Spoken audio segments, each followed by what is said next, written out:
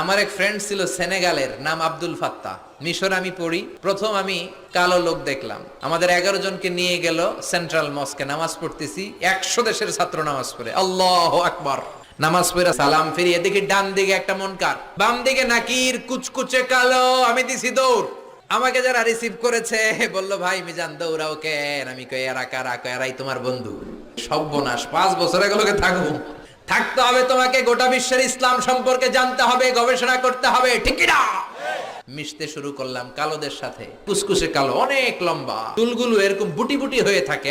আজীবন খবরে দেখতাম, ওই যে নেলসন ম্যান্ডেলারে দেখতাম খবরে, এবার সরাসরি দেখতেছি। এই ফাত্তা আমার পাশের রুমে থাকতো, তার পাশে থাকতো চাইনিজ, এরপরে পাকিস্তানি। তো এই ফাত্তা আমার রুমে ছিল ফ্রিজ, ওর রুমে ফ্রিজ নাই। ও পানি নেওয়ার জন্য, ঠান্ডা পানি নেওয়ার জন্য আমার রুমে আসতো। আমি ভয়ে ভয়ে ওর বোতল লয়ে এই দরজা আটকায় দিতাম। প্রথম দিকের কথা, ভয় পেতাম কি না কি হয়। পরে দেখি না, মাশাআল্লাহ, কলিজাটা আকাশের মতো উদার।